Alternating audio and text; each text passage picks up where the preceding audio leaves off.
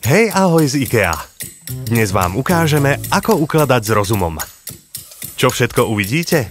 Ukážeme si rôzne úložné riešenia v kuchyni, šatníkovej skrini alebo kúpeľni a nakoniec neobvyklý spôsob ukladania šperkov.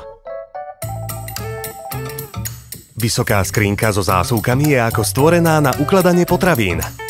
V sklenených dózach ľahko vidíte na ich obsah. Vďaka zásuvkám pohodlne dosiahnete aj na potraviny v zadných radoch. Do praktickej škatule s rukoveťou môžete uložiť solničky, koreničky a iné dochucovadlá. Všetko zrazu potom ľahko odnesiete na stôl a po jedle zase upracete. Veľká zásuvka má na dne protišmikovú vložku, ktorá bezpečne udrží obsah na mieste a skrýva ešte menšiu zásuvku s bambusovým organizérom na príbory a koreničky. Triedenie odpadu uľahčujú praktické kontajnery schované v ďalších zásuvkách. Môžete ich farebne označiť, aby sa v nich vyznala celá rodina alebo návšteva. Úložný priestor na stene šetrí miesto na pracovnej ploche a pritom máte všetko pekne na očiach a po ruke. Vynikajúce miesto na tablet s receptom alebo reproduktor. Aj tu veľké zásuvky skrývajú ešte menšiu zásuvku na príbor alebo napríklad na pokrievky. Pekne si na ne posvietite pomocou pásikov LED.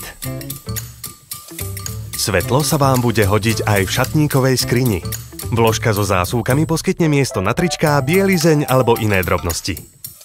Jednotlivé zásuvky môžete rozdeliť menšími škatulami.